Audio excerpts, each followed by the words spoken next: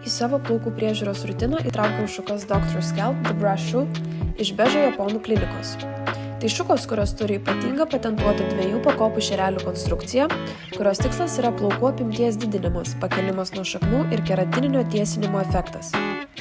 Niekada anksčiau neturėjau šukų, su kuriomis galėčiau šukuoti net ir šlapius plaukus. The Brush Shoe man atskleidė visiškai naują plaukų priežiūros rutiną, kurioje visas dėmesys skirtas galvos odos ir plaukų sveikatai. O tai reiškia galvos odos medžiagų apykaitos skatinimas ir gilus galvos porų valymas.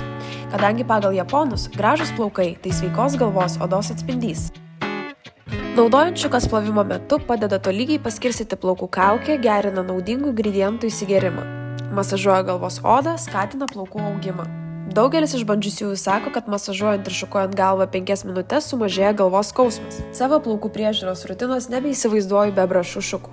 Išbandykite ir jūs ir atraskite šilko švelnumo plaukus.